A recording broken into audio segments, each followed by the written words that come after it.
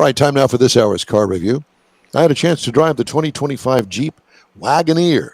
Final assembly location, which I thought was interesting, Toluca, Mexico. Do you know that? No. Yeah.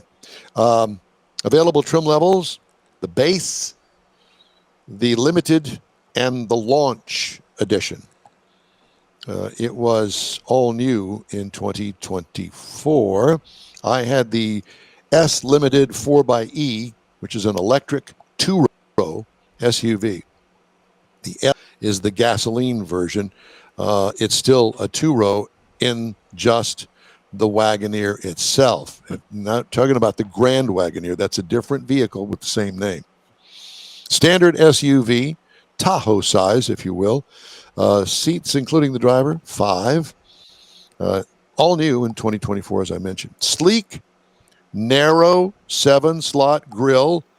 Not any bigger than the slim headlights that are bookending that. Rear lighting mirrors the front. Sloping rear cargo area and sunshade over an interesting, very slanted roof or / spoiler area. It's a very interesting vehicle, and if you haven't really paid much attention to it, I think it would be worth your while to check it out. Long wheelbase with straight line glass gives it a saloon look. Oh. You know, extra long. Yeah. And it's got a huge cargo area, too, about that in a minute. What could use improvement? Nothing. It looks a lot more expansive and expensive than it really is. Full-length dash on the interior, high zoot all the way in my mind. Now, I have not driven the Grand Wagoneer, which is even supposed to be a step above that. Built-in screen into the dashboard. Oh, my God, imagine such a thing. It's above the second climate screen below it. Changeable dash lighting wraps around through the door. Really cool. Comfortable seating with high-end leather and flat-bottom steering wheel. Some unique features with it that you're not going to find anywhere else. I'm not trying to sell it. I'm just telling you that it is a very unique vehicle when it comes to the SUVs. And I think that you'll be interested, especially with the price of this upscale. Tons of room in the back in the cargo area. They didn't try to cram a third row in it. Yay for you. What I liked about it, the ambiance of luxury that this thing exudes. What could use improvement? Well, I get the Grand Wagoneer for even more wow factor.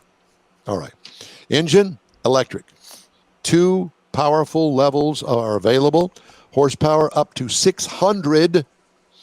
You know, Chrysler, Stellantis, that whole group, Dodge, they're all about horsepower. If you want it, they got it. Yep. Torque, more than allowed by law. Somebody law, I'm not sure whose. Transmission, there is none. It's direct drive from the electric motors. Tow rating, 3,500 pounds, which is significant.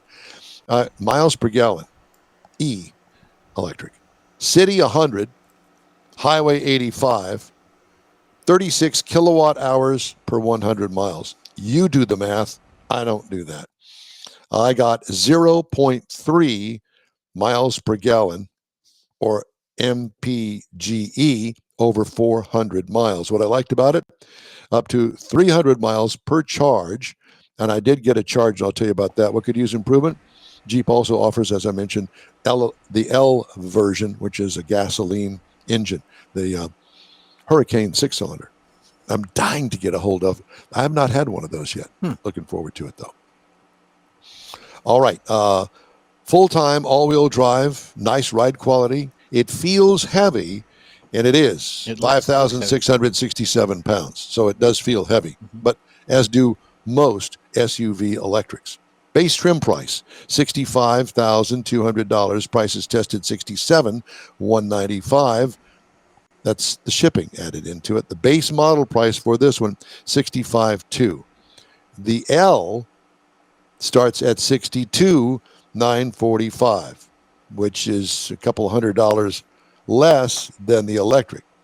The gasoline version, as I mentioned, has a straight 6 with 420 horsepower.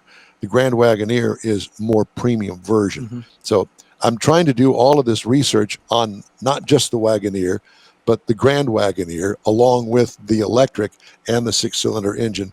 it took me a lot of time to try to understand it all. Lots of versions. Do your homework. So as a part of the actual review here are some that are competitors to the vehicle. The Cadillac Lyriq, $58,595. That's where it starts. The Lexus RZ 450E, $52,995. I've never driven one. I've never. Yeah. Genesis Electric GV70, $66,950. So they're all right around $60,000 or so. Next week, we're going to review the 1926, the 2026 Infiniti QX60 SUV. That was your first car, wasn't it? That was the 1920. Yeah, thanks. You said it's heavy. It's about the size of a Tahoe in the beginning of your story. Tahoes look really heavy. I mean, that's a big machine. They are. The Tahoe is based on the truck. It is. I'm not sure. Pardon me? Truck based, on frames. Yes. And I'm wondering if this one is a modified Ram. I didn't go that far. I spent way too much time worried about making sure that I conveyed the Grand Wagoneer and the Wagoneer. Yeah, I really like the way the outside looks on it, though. The lines on it. From the side, you're really going to go, wow, that is very sharp. Hey, if you'd like to get in touch with us, send us an email. The address is info@InWheelTime.com. We're back after this quick break.